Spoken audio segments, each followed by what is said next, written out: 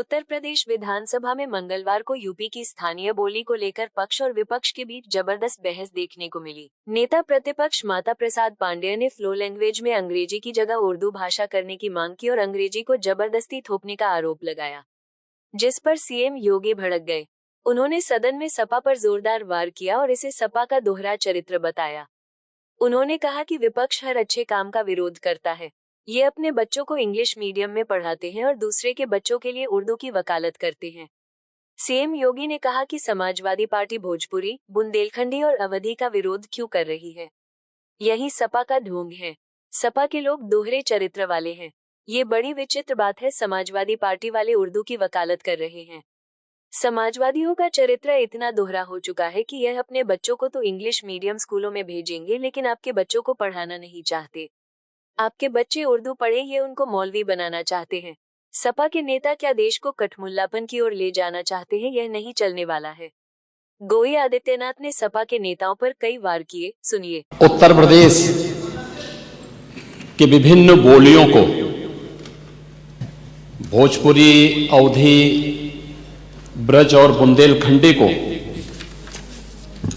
इस सदन में सम्मान मिल रहा है और हमारी सरकार तो इन सब के लिए एक एकेडमी का भी गठन, अलग अलग एकेडमी के गठन की कार्रवाई को भी आगे बढ़ा रही है।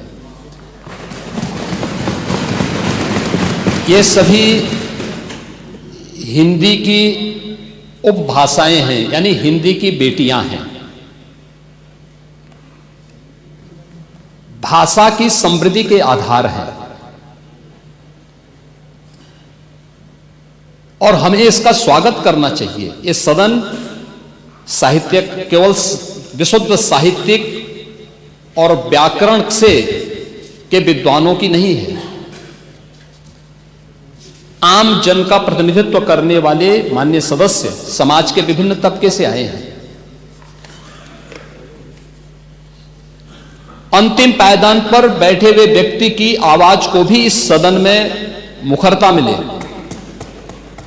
इसके लिए अगर किसी को हिंदी में वह धारा प्रवाह नहीं बोल सकता तो उसको भोजपुरी में भी अपनी बात को रखने का अधिकार मिलना चाहिए। अवधी में, ब्रज में या बुंदेलखंडी में उसको रखने का अधिकार मिलना चाहिए।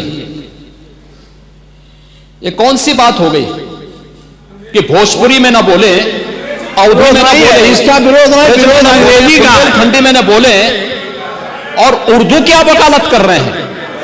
ये बड़ी विचित्र बात है। आप मुझे बताइए, मैं इसीलिए कहता हूं कि आप समाजवादियों का चरित्र ही इतना दोहरा हो चुका है, इतना दोहरा हो चुका है कि अपने बच्चों को भेजेंगे इंग्लिश पब्लिक स्कूल में और दूसरों के बच्चों को बोलेंगे कि एक गांव के उस विद्यालय में पढ़े जहां संसाधन भी नहीं है। ये दोहरा आचरण और जाकी रही भावना जैसी प्रभु मोररी देखी तिन तैसी, यह तो आचरण आप लोगों का है। इसीलिए आपने कल भी भोजपुरी का विरोध किया, अवधी का विरोध किया, बुंदेलखंडी का विरोध किया और आप लोग अपने दैनिक जागरण में, दैनिक जीवन में इस प्रकार के आचरण के आदी हो चुके हैं। और इसलिए अध्यक्ष जी, इसका अभिनंदन हम लोग करते हैं और इन बोलियों को सम्मान मिलना चाहिए। इनके संरक्षण के लिए ही हमारी सरकार भोजपुरी एकेडमी का गठन कर रही है, अवधी एकेडमी का गठन कर रही है संत तुलसीदास जी के नाम पर। इसी के आधार पर ब्रज भाषा इतनी समृद्ध भाषा है।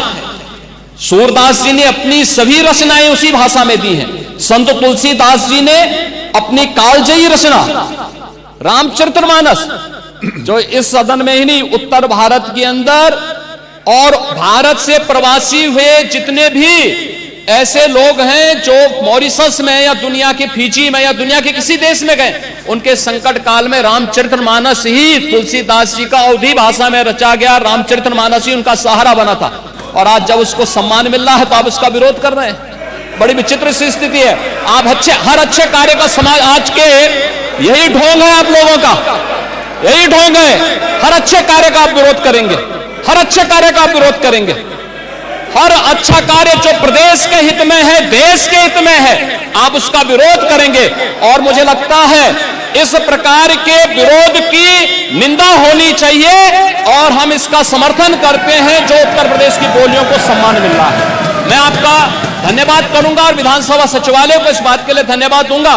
कल हम लोगों ने यहां पे इसका शुभारंभ किया, समाजवादी पार्टी ने उसका विरोध किया है और मुझे लगता है कि प्रोसीडिंग का हिस्सा होना चाहिए। इनको समाज के सामने एक्सपोज करना चाहिए। अपने बच्चों को ये लोग पढ़ाएंगे इंग्लिश स्कूलों में और दूसरे के बच्चे के लिए अगर वो सुविधा सरकार देना चाहते हो, कहते नहीं उर्दू पढ़ाओ इसको, यानी उसको मौलवी बनाना चाहते हैं, कठपुल्ला पर की ओर देश को ले जाना चाहते हैं। ये नहीं चल सकता है।